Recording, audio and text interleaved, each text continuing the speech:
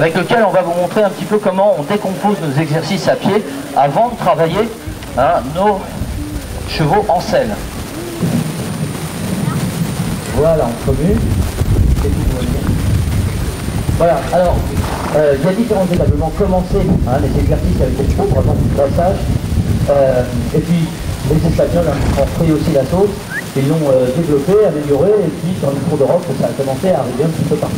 Le premier qu'on voulait vous présenter, c'est le salut de la reine. Alors, le salut de la reine, c'est un exercice qui est assez simple, c'est-à-dire on va demander au cheval de se baisser sur ses jambes ici, pour que la reine n'ait pas d'exercice d'effort à faire particulier pour en effet monter sur le cheval. Vous voyez, c'est ça dont on parle aujourd'hui, c'est un petit peu la thématique.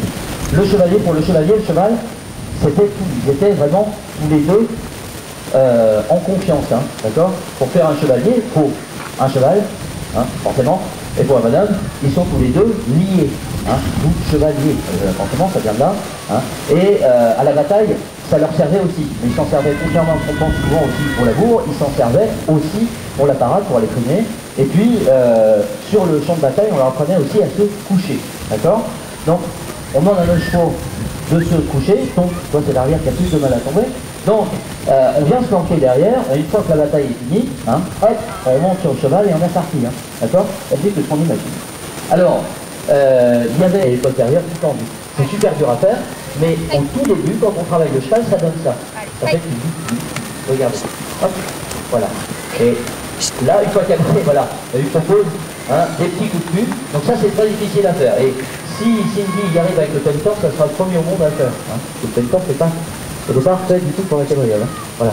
On peut les chevaux, les chevaliers, les utiliser aussi pour rentrer dans un château. C'est-à-dire une porte, elle est difficile à ouvrir.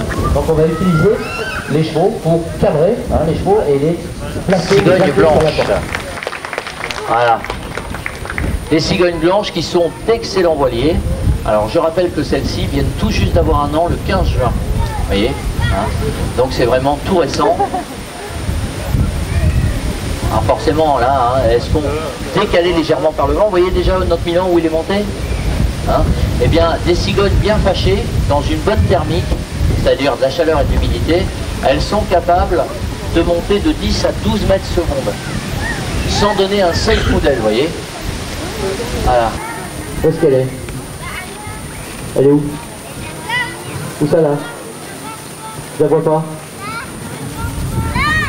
Comment ça devant moi? Bah non.